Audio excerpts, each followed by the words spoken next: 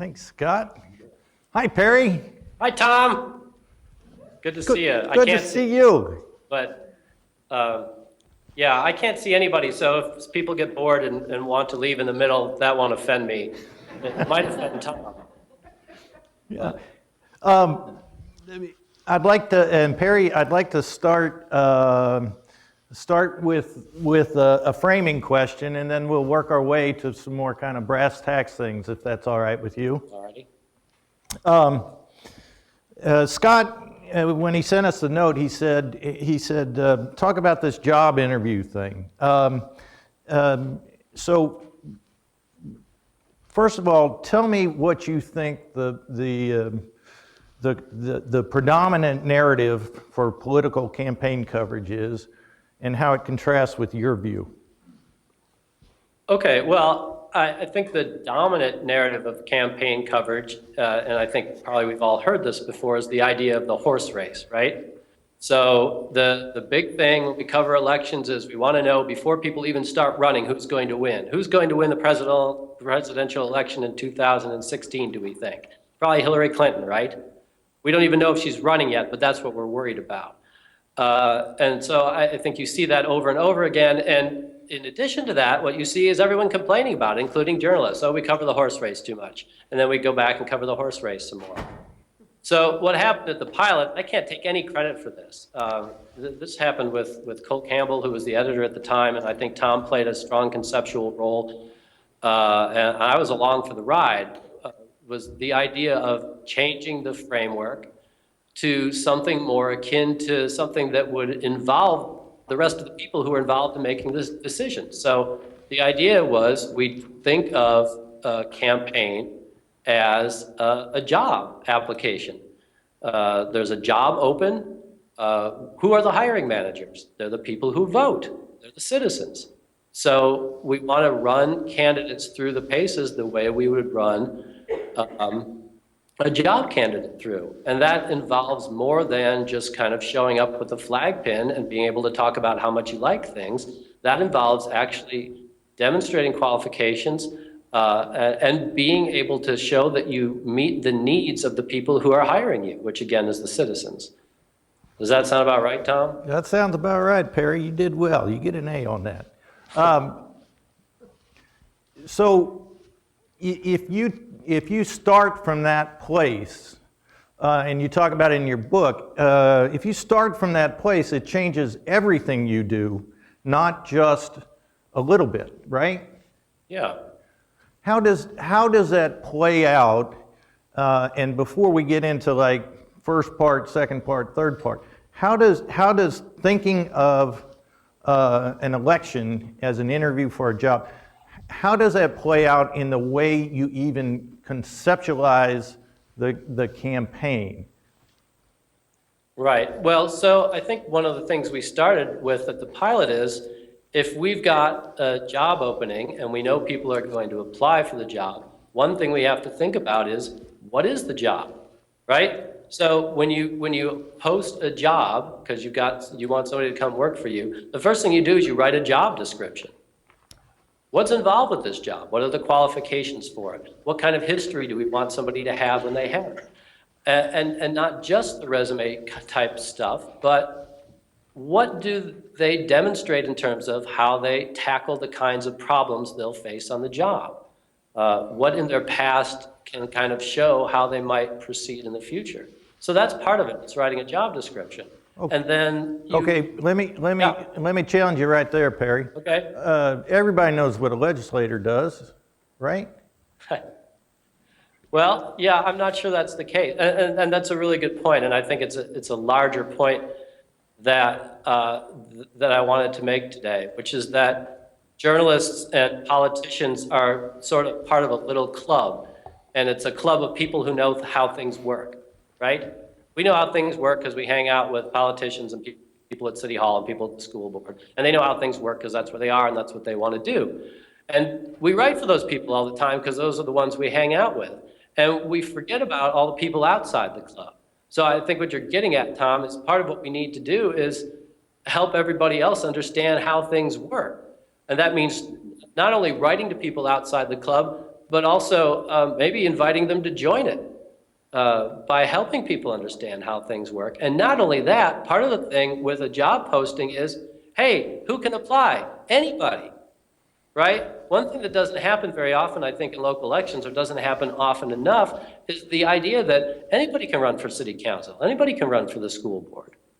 And, you know, we kind of go in with this assumption. We sit back and we wait and we see, well, who's going to file before the deadline? But we don't think about often enough the idea that maybe there's somebody out there who could be a good city council person or county commissioner or school board member who never thought about running before, because we didn't really present it as an opportunity. We run a brief that says the filing process is open, and we run a brief that says the filing process is closed.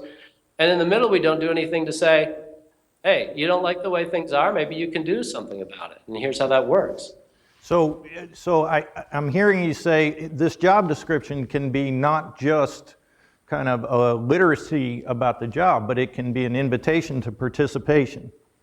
Sure, Yeah. I think so. I think it should be. Yeah, and the hiring committee, carrying this metaphor forward, you talked about the job posting, but then you talked about getting people involved. So the hiring committee, in essence, is not you, the journalist, right? Yeah, I would say that's true. I mean, you know, journalists play a facilitative role. So if you think about you're in a large organization and there's this smaller group that sort of helps make the process work, right? And that's kind of the committee per se. So in a sense, journalists kind of play that administrative type of role. But then if we think about everybody as having a say, then you could say, yes, the hiring committee is the entire citizenry over 18. Over 18, yeah, right. So I want to draw this back to something the group heard last night from Jim, and that was, and in your book you emphasize it, and that is the sense of planning and priority long before the election, quote, season ever begins. If in fact citizens are involved in this committee, then before we even get to candidate Joe versus candidate Jane versus candidate Sam, what role do they have to play in that planning early process in terms of trying to figure out what you're covering? Yeah, and I think that sort of goes back to the job description. So if the idea is we as a community are trying to hire people to help our community do better, move along, make progress, et cetera, then one of the things we need to know is what is it the community needs and wants from these folks. And so that's a process of going out and sounding out people in the community about what's going on. And I think that's a lot easier than it used to be, thanks to digital tools, and obviously a lot more essential than it used to be because of digital tools. You know, at the pilot in the 90s, we talked about and did community conversations, which were a kind of focus group where we called people in and we sat them down and we brainstormed with what's important, what's going on, what do these people need to be addressing during the campaign. And now there's so many ways to do that through social media tools and through online comments. And of course, for people who aren't really digitally savvy, you still want to do things like letters to the editor and go out and interview and maybe have a dedicated phone line. But it begins with soliciting ideas and priorities from the people in the community. Yeah, and I want to connect that to something a gentleman said last night about the opportunity of sponsoring forums. Well, you can, or debates, you can sponsor these things. You can start the conversation going about what's important in our community through these focus groups, or through just simply saying we want to know so that we can ask the candidates, right? Uh-huh. So we've got a description, and the description, let's say it's for the state legislature. You know, so the job pays $30,000. I don't know what it pays. Does anybody know in Missouri? I don't know what it pays. It pays $30,000. It involves passing laws, and these are the things that the qualifications that we find necessary because of the needs. Right? Because here are the problems. Okay. So take me to the next step. Perry, what comes next? I don't know, you're going to catch me. Well, no, I'm not trying to catch you. I'm actually following your own book chapter here. You talked about, okay, Oh. we've got these candidates, we've got this job description, we know kind of what the issues are from citizens' point of view, not from the candidate's point of view, Right. So we needed, I think your next step was checking out the references on these guys, checking out their backgrounds. Yeah, so that's part of it. Okay. Yeah, and I think you guys maybe are having a session on that even, is that right? But yeah, that's when we go sort of deep onto people, and this is a resource question, given the size of the publication you're at and the number of people in the field, but there's got to be a phase where you go back through everybody and do just sort of the routine stuff about running over the resume and making sure it's accurate, checking past jobs and past employers the way you might for a job candidate. And then I think another really big part of it is just getting to know people, finding out about them. In ways really that sort of depart from maybe the traditional I'm hiring somebody for Starbucks kind of job, where you really do want to get to know people as people a little better who are running for office. Because it's not just qualifications you're looking for. I think people want to be able to identify with a candidate, and the way to do that is to know what's really important to them. And not just what they say is important to them, but what they've demonstrated is important to them. Right. By the way, talking about background checks and reference checks and checking people out reminds me of our one of our favorite editors, Perry, Ronald L. Spear. He once hired a reporter he was really excited about.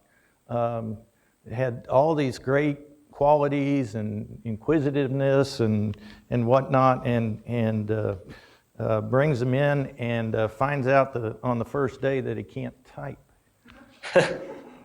Small problem.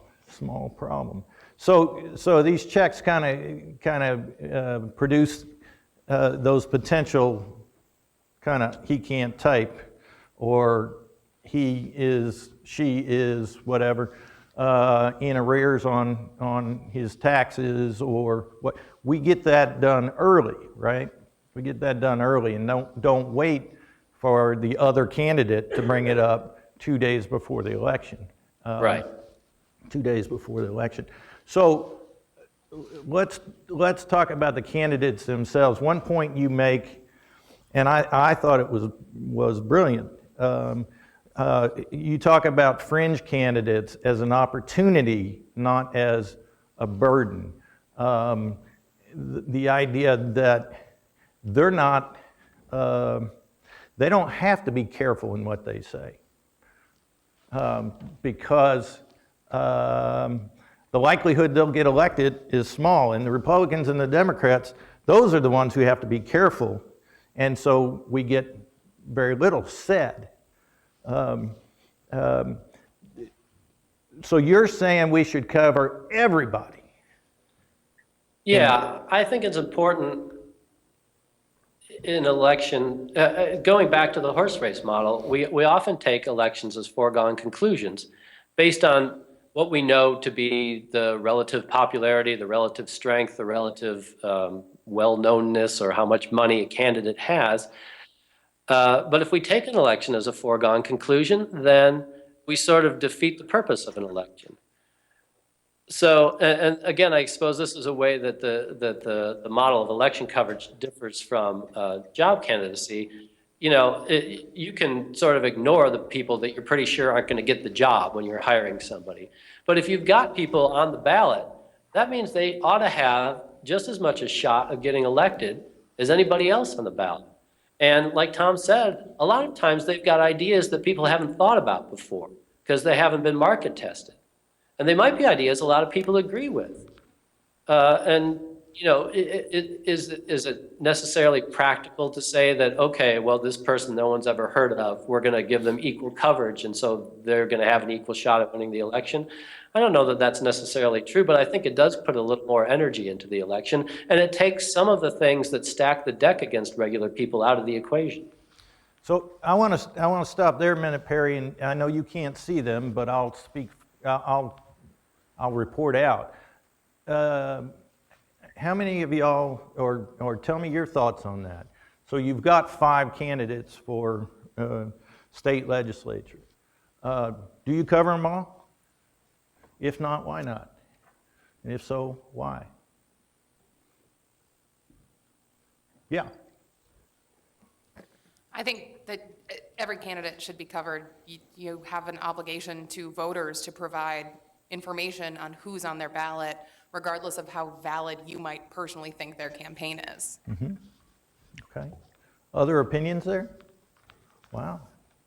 Yeah, Scott?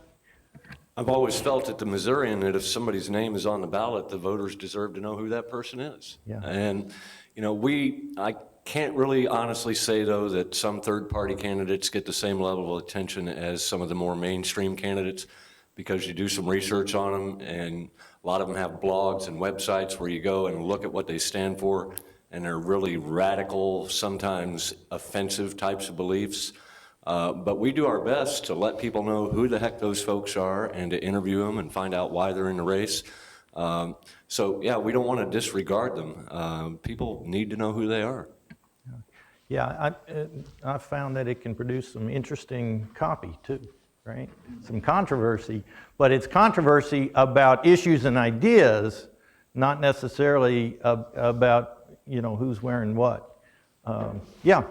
Well, I don't think anyone could argue that you look at the campaign in '92 for, I know that's on a national level, but that campaign is exponentially made more interesting and to everyone with Ross Perot in the race, and that's somebody that brought in 19% of the vote that year when he ran against Clinton and Father Bush, and you had a third-party candidate in 1980. Little known John Anderson that brought in 7% of the vote, and those people tend to, it seems like every 10 or 15 years you get those bigger candidates, and it eventually trickles down that it's okay to be an I or to run on a different platform. The problem is we just don't see, we have some pockets that are so red and so blue in this state, particularly in Missouri, and we saw this in Iowa too, that people don't feel empowered to run on a different platform. If as much as we want to say we would help them get the word out, some of us haven't even had that experience in trying to do that. But I'd like to think that everyone would get equal time. It's kind of like a chicken and an egg thing. If you can't draw them out, you can't report on them. Yeah, that makes sense. Okay. Perry. Sir. The candidates themselves, how do I, we've talked all about the things we should do, and we're now getting to the candidates themselves besides the reference check. How do I cover them in a different way than the horse race way? Well, I think one of it goes back to what I was starting to say before about just trying to cover who they are and who they've been, and to some extent who they say they're going to be. And to try to do it in less of an episodic way than how the candidates themselves would prefer that you do. Election coverage tends to be very episodic, based on here comes a press release, or here is a campaign event where somebody famous is showing up to shake hands with this person, or as Tom referred to, here's one candidate saying something bad or exposing something about the other candidate. And if you start to follow that rhythm, you lose control of this whole idea of a campaign being about more than the surface level, the surface level stuff, and more about substantive stuff. So another thing to do is to think about not just the candidates, but the issues, the key issues that the community has identified as what's important for these candidates to address, and spend a lot of the time on campaign coverage putting the candidates against the issues. So some of this means sort of getting them off script, maybe. Maybe they don't want to talk about the transportation problem in the region, or maybe they don't want to talk about charter schools or whatever.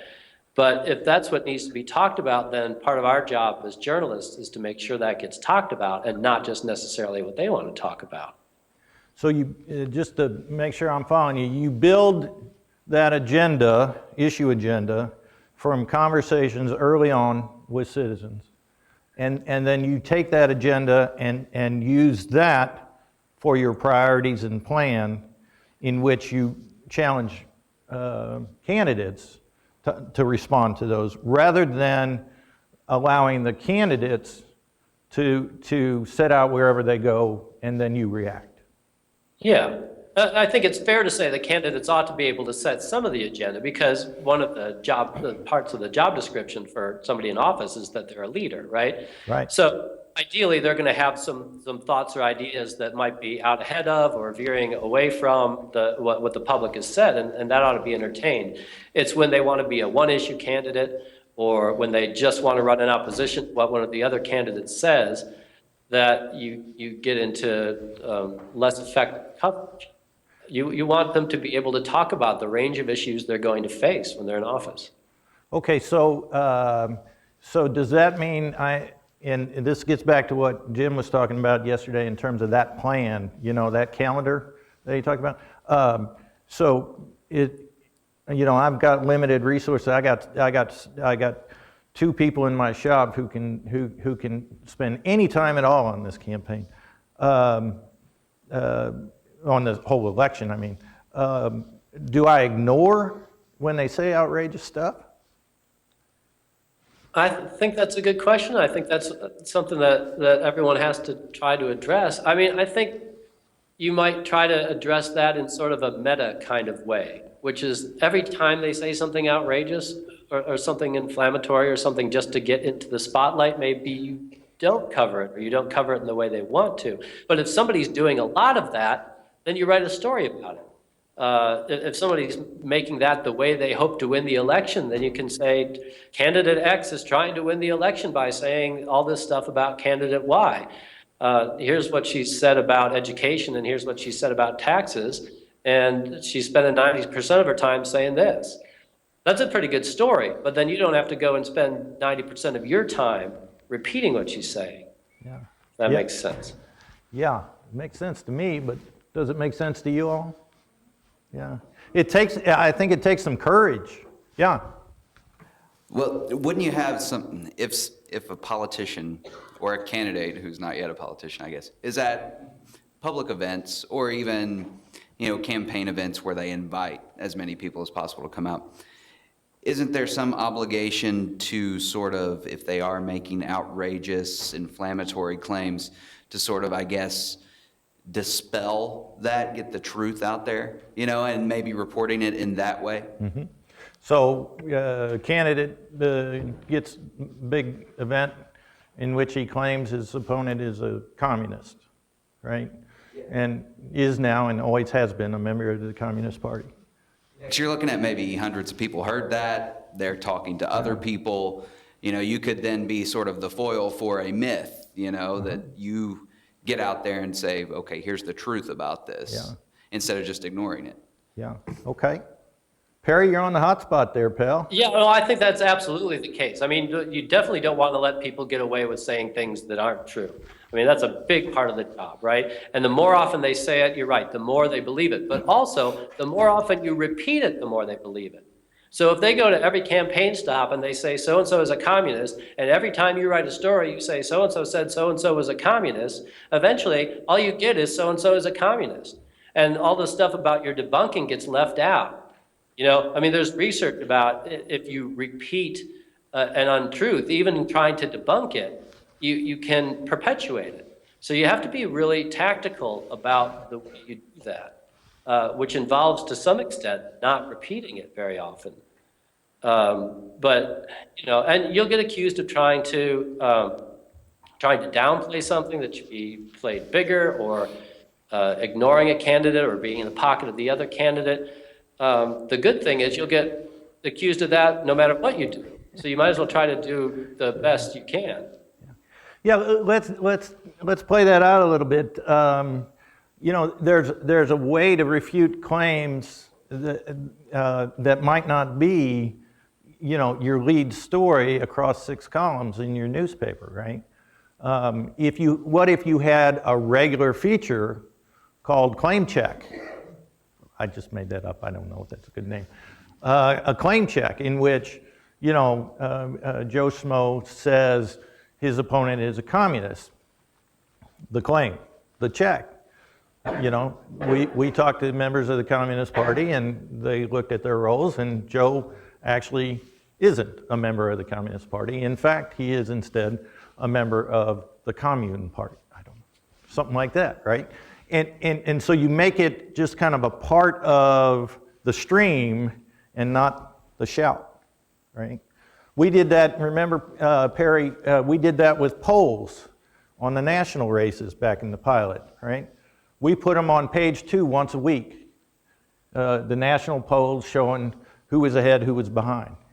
Okay, so we didn't want to ignore the horse race, but we wanted to put it in its kind of position relative to its importance. So, what other questions do you have for Mr. Parks?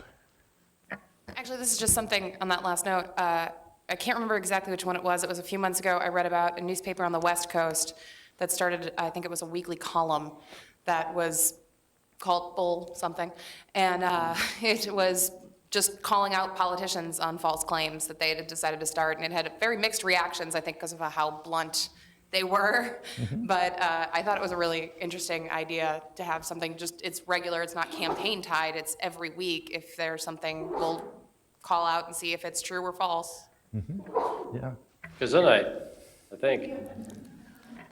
There are 3 leading fact checkers nationally, and they all do a good job. There's factcheck.org. Yes. And there's PolitiFact, and then there's the Washington Post guy, the fact checker, Glenn Kessler. Yeah. I mean, they're really good models to follow in doing this kind of thing, and they don't look just at ads, but they look at statements, and sometimes they'll even take on outside groups that are involving themselves in elections. Yeah. Yeah. Yeah. They are really good models.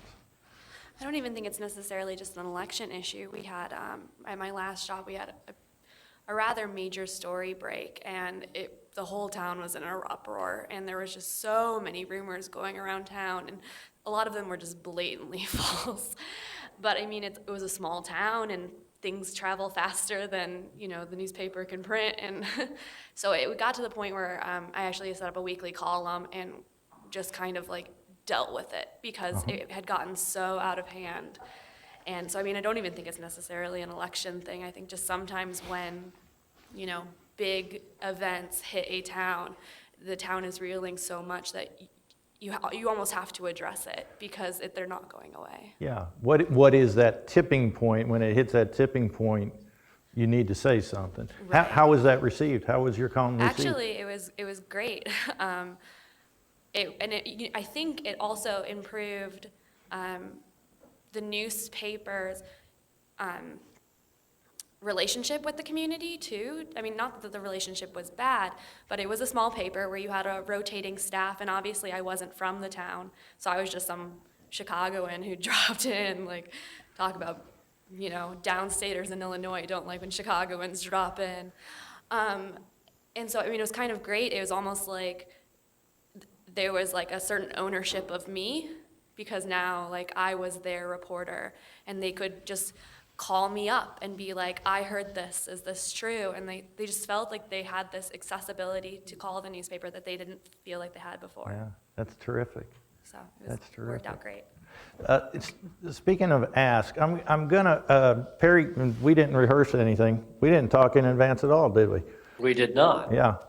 And by the way, I must say, I'm glad you can't see me because I don't age nearly as well as you age. 13 years. My God, you look like it's 1992. No, I don't age at all. No.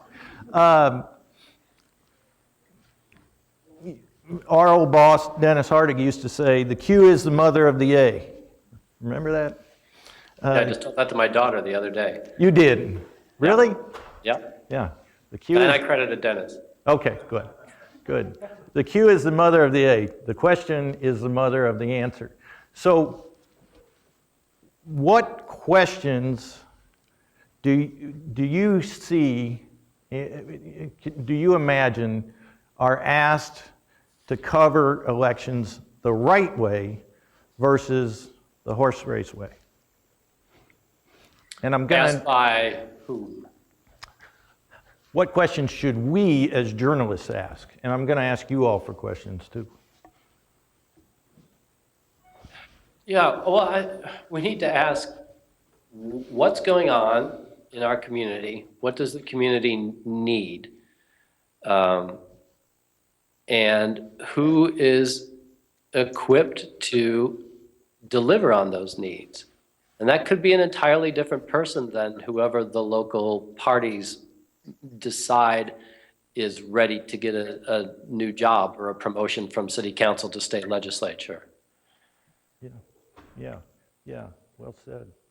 Yeah, I think we need to ask, well, I have two parts to this. I think we need to ask how more. We let candidates get away with the what and the when and in their opinion, the why and the who. We don't ask them how we're going to get there. And I'm constantly reminding myself of that too.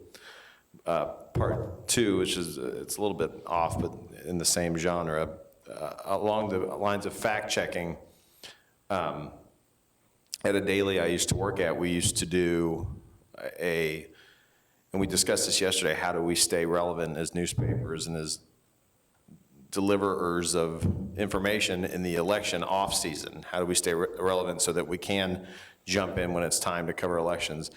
And at a daily I used to work at, we used to run a weekly how they voted for state and national reps and things like that.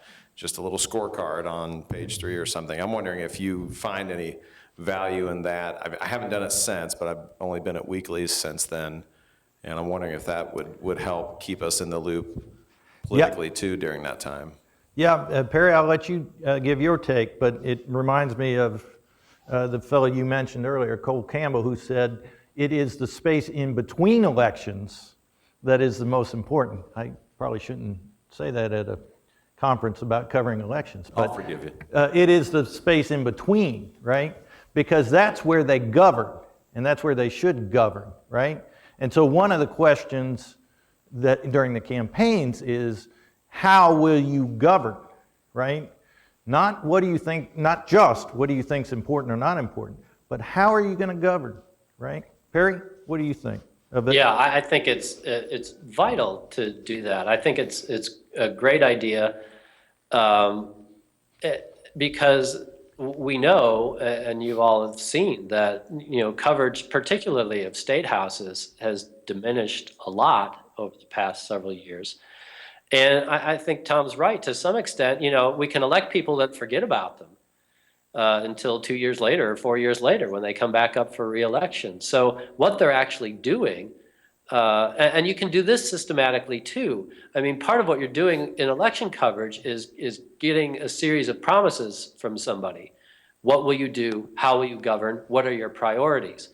Part of your job then is to go back to them regularly and say, how are you doing against your priorities? Are you governing the way you said you were going to govern? And that makes sense to do, I mean, depending on how your legislature meets, weekly or monthly or, during the 2 months when they do meet. But even when they're having committee meetings and that sort of thing, they're active all year round, even if the legislature's not in session. Yeah. And, there's a lot of talk about, well, we shouldn't be covering city council meetings or school board meetings anymore because they're too boring and then people aren't really interested in that process. And that might be the case, but it doesn't change the fact that what those people are deciding at those meetings is really important. So you might think we don't have the resources to cover a meeting, but that doesn't mean you don't have the resources to cover what the school board is doing, what the city council is deciding. You just have to figure out how to do that in a way that takes you back to the values you established during the election. Yeah. Scott, I'm going to put you on the hot spot. Perry just said about what priorities. the day after the election, the Missourian newspaper, I've asked you to make sure that we cover looking ahead and not looking behind. You want to describe that a little bit? And also your question during the campaign in terms of what you cover and not cover, if you remember. Well, I try to coach our reporters to actually start looking ahead on election night. You know, when those results come in and you go to the watch parties and interview the candidates, winners or losers, you need to be asking them questions about, okay, the campaign is over. Now, how are you going to go forward and work with the other folks who have been elected to the council or the school board or what have you, and make those things work? What are the first things you're going to work on? If we were to look at where you are 100 days from now, what might that look like? And then also get some perspective from them on what they think the larger results of the election mean. If there have been 3 new people elected to the city council, what do they make of that?